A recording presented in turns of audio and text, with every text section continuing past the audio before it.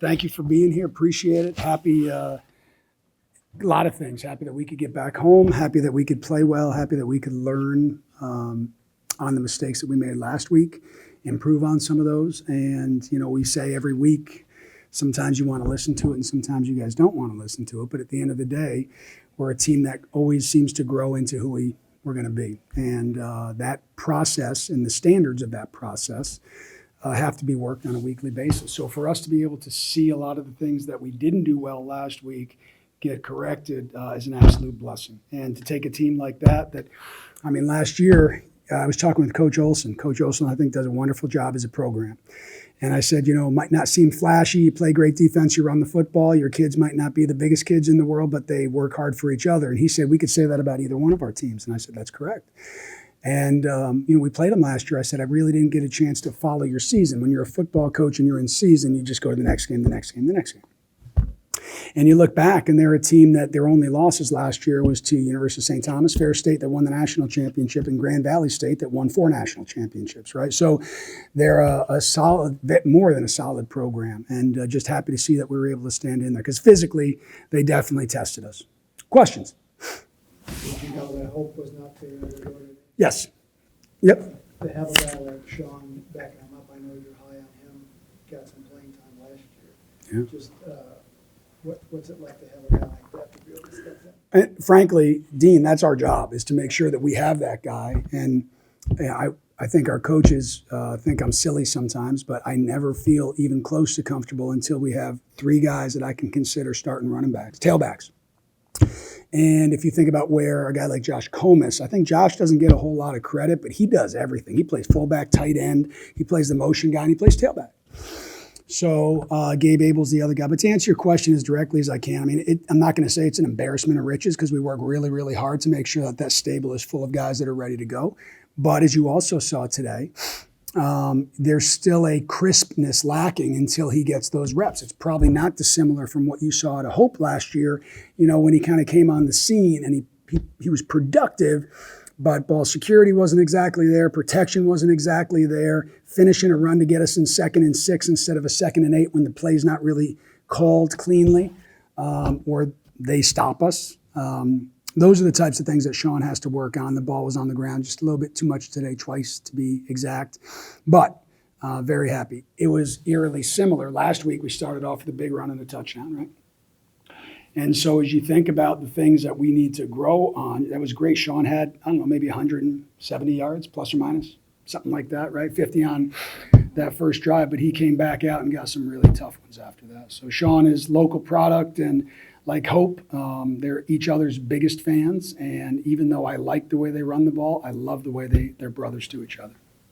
Is Hope going to be out for a while? We don't expect that. We expect him to be back fairly shortly. But we thought it was, our training staff is phenomenal, right? And they understand how long a season can be, and they understand the injury, and they don't put our young men in harm's way.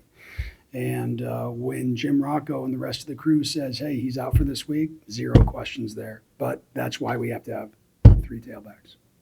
Other questions? Special teams was got a mixed bag with a few missed extra points, but you had the 2 big plays. Right, I would say it was a net win. And last year it was a net win. It wasn't just the game-winning field goal with 59 seconds left, or we blocked a kick, and it was a net win. But you're right, it's not perfect. So, everybody wants to ask about the linebacker and the quarterback and the running back, but no one wants to ask about our little long snapper, right? So Jack Francel is our sophomore, started for us last year, Creighton prep kid, and he was out too. So we were down 5 or 6 guys from starters, 5 guys. One actually played a little bit. And we put in our backup and our 3rd stringer. And frankly, as much as I appreciate, we can have 3 starting tailbacks, but I don't have enough roster space to have 3 starting long snappers, right? So Joey Fitzgerald ended up doing a decent job, but it really affected the rhythm of the PATs. And I was disgusted with 3 misses, but it's not just the kicker in that situation. It's really the entire operation. And I also can't comment too much on it. I saw 1 or 2 that need correction, but there were a couple others that need correction. I do think, I'm not a big fan of momentum. I don't believe that. You just live every day of your life. You stack them up, and when you're done, that's it, right? So we want to be stalwart enough not to think about momentum. But there was a point in time, I think the most important point of the game is we had gone up 6. They came back and scored a field goal, very similar to last week. Offense went, didn't score. I don't know what the scenario was. And then the defense didn't allow a third down conversion after that point. And I think we were about 1 for 15 allowed, which is tremendous. And their one play was a gorgeous little play call where they swiped their number 2 across and threw him a screen. That was their only one that they got. And once we started shutting down and getting off the field on third downs, it felt better. But it wasn't until that punt was blocked and Ryan Seaver's in there. Ryan Seaver's a name you're going to want to keep an eye on. So freshman linebacker playing really well for us last year. Benilde St. Margaret, local high school kid who led the state in tackles last year. And he's probably playing like a seasoned sophomore right now, number 10. And so we got that block. And then I think that was, if you're looking for biggest plays, I think that was as big as it gets in the game. I do think the interception in the end zone and then the ensuing vertical ball that we threw up, Cade, dropped it in there really nicely to Andrew McElroy. And then the one in the second half when the offense wasn't scoring the ball. They were moving the ball, but they weren't scoring it.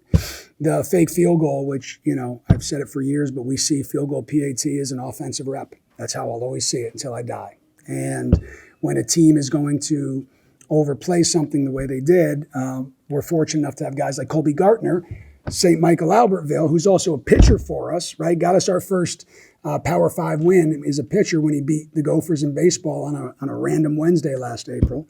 And he was a high school quarterback, right? So he gets it, and he ran that ball in. But, Dean, I'm fairly certain you could have got to the corner on that one. Other questions? Go ahead, Kim.